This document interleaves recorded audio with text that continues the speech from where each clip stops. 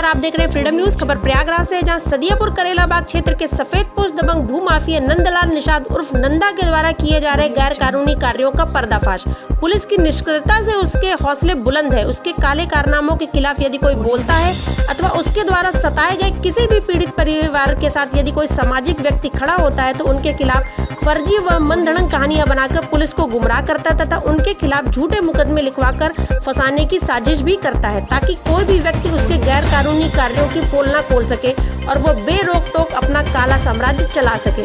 नंदलाल निषाद उर्फ नंदा नामक उपरोक्त व्यक्ति एक नंबर का शातिर भूमाफिया है, जिसका खुद का एक गैंग है।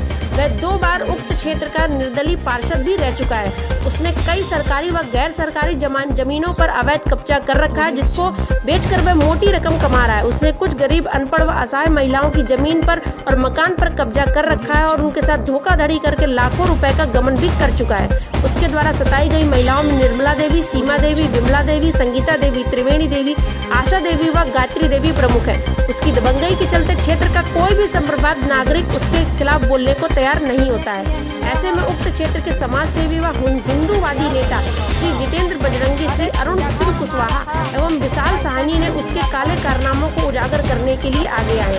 बस इसी बात से बौखलाकर नंदा नामक धूर्त व्यक्ति अपने काले कारनामों को छुपाने के लिए तरह तरह के हथकंडे अपना रहा है और फर्जी कहानियां गढ़कर समाज सेवियों पर झूठा मुकदमा लिखवाने की साजिश भी कर रहा है। आज मीडिया के सामने उक्त तीनों समाज सेवियों ने नंदा का पूरा काला चिट्ठा खोलकर रख दिया है और पीड़ित महिलाओं को भी मीडिया के सामने पेश कर दिया है। अब देखना यह है कि प्रयागराज का पुलिस महकमा व शासन प्रशासन के अधिकारीगण उक्त मामले को गंभीरता से लेकर नंदा नामक भूमाफिया के खिलाफ कोई कानूनी कार्यवाही करते हैं या नहीं।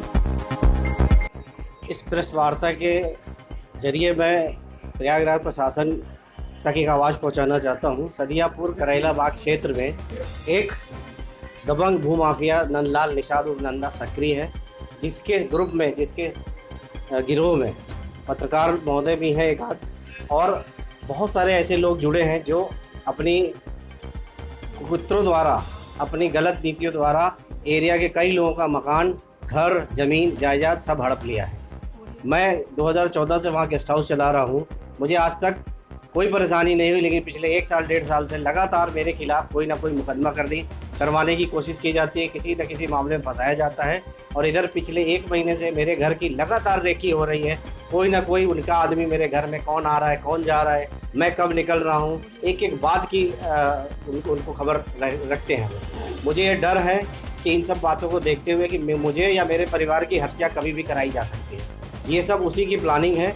नंदलाल निषाद नहीं चाहता है कि उस एरिया में कोई और आगे बढ़े, और कहीं ना कहीं उसकी नज़र मेरी संपत्ति पे भी है, जो हमारे पूर्वजों की है। हम उसे नहीं बेचना चाहते, किसी कीमत पे नहीं बेचना चाहते। इस तरह से हमें वो लेना, अगर चाहे कि दबा के ले पाएगा तो हम नहीं बेचेंगे, नहीं देंगे। मैं Arun Kushwaha, 4 season guest house का ओनर हूँ। क्या मामला है और आज आप लोग यहाँ पुलिस वार्ता कर रहे हैं, किस लिए कर रहे हैं? जी, ये मामला हमारा काफ़ी पुराना है। हम लोगों का यहाँ पर मकान बना हुआ था सदियापुर में। जी, तो हम लोग सन 2014 में आए थे एक बार अपने मकान पे। ये हुआ कि वहाँ पर ऐसे ऐसे काम हो रहा है, नंदलाल जी कूड़ा वगैरह आपके कमरे पर गिरवा दिए हैं। तो हम लोग आए, बोल के अपना चले गए। उन लोगों ने हटवा दिया कूड़ा वगैरह। हम लोग 2-4 दिन थे अपने मकान पे, खाए पिए। हम लोग हफ्ते 10 दिन ही रहते हैं, फिर भटिंडे वापस चले जाते हैं अपने काम धंधे के विषय में। हम लोग यहाँ से चले गए। तो सन 2000 में हम लोगों ने थाने में FIR वगैरह करा दी थी। उसके बाद हम लोग चले गए। तो फिर उसके बाद हम लोग अभी लॉकडाउन में हमारा काम धंधा बंद हो गया, तो हम लोग अपने निजी निवास पे आए थे यहाँ पर। तो हम लोगों ने देखा कि उन्होंने मकान हमारा तोड़वा दिया है, अपना मकान बनवा लिया है।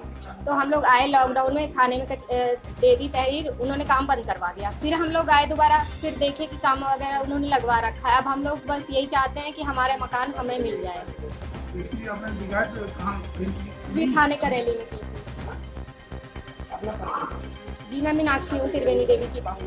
जी, आज आप लोग प्रेस वार्ता कर रहे हैं, किस लिए कर रहे हैं? मामला छोटा सा है। हम लोग सदियापुर मौजा के हमारे ससुराल हैं और वहाँ के हमारे ससुर जी की जो कुछ ज़मीनें थी, वहाँ के वो जमींदार थे। उन्होंने उनके कोई बेटे ना होने की वजह से 4 बेटियों को उन्होंने ज़मीनों को हिस्से में बांट के दिया। वो ज़मीनें हम लोगों के हिस्से में आई, लेकिन हम लोगों के वहाँ न रह पाने के कारण वहाँ के भूमाफिया अराजक तत्व लोगों ने हमारी ज़मीनों पे नज़र गड़ा करके उन सारी ज़मीनों को हड़प लिया।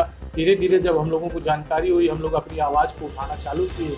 नगर निगम आपने देखा होगा कि 2012 में इलाहाबाद विकास प्राधिकरण ने शहर सुंदरीकरण के लिए ज़मीन को एक्वायर किया, जिसमें हमारी 1 बीघा 2 बिस्ता ज़मीन गई और उस ज़मीन का सारा पैसा वहाँ के पूर्व पार्षद की मिलीभगत से, नगर निगम की मिलीभगत से सारा पैसा हड़प कर लिया गया।